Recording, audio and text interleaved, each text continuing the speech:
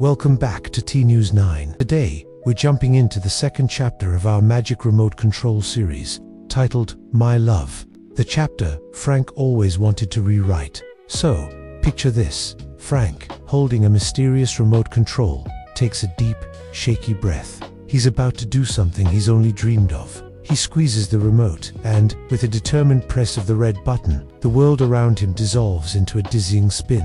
When his vision clears, he's no longer in his living room.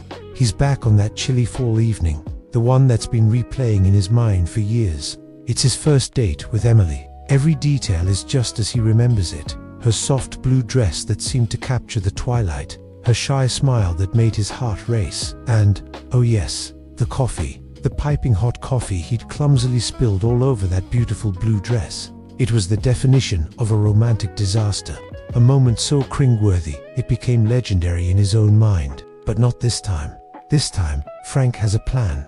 He vowed this version of the date would be flawless, absolutely perfect. So, he sits across from her, a statue of romantic intent. He doesn't dare touch his coffee. He doesn't move a muscle, afraid any sudden gesture might lead to another catastrophe. He just sits there, a wide, frozen smile plastered on his face, looking less like a charming date and more like a clumsily shaped wax figure. The silence stretches. Emily, looking puzzled, tilts her head. "Are you okay?" she asks, a hint of concern creeping into her voice. Frank's response is immediate and unconvincing. "I'm okay, perfect, absolutely okay," he replies, his voice tight and unnatural, sounding like someone who is definitely not okay, and certainly not perfect. You can probably guess what happens next. The date didn't just go badly, it completely fell apart, crumbling even faster than his already fragile confidence. Emily, looking genuinely unnerved, made a quick excuse and hurried away, practically escaping from what she must have thought was a malfunctioning mannequin. Defeated, Frank presses the green button on the remote, and the world spins back to the present. He looks around, his heart sinking.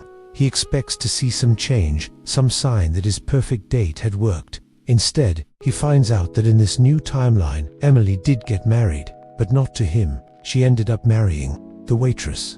The very same waitress who had rushed over to help clean up the coffee he spilled on their original, disastrous date. Frank lets out a long, heavy sigh. It turns out that perfection wasn't the answer.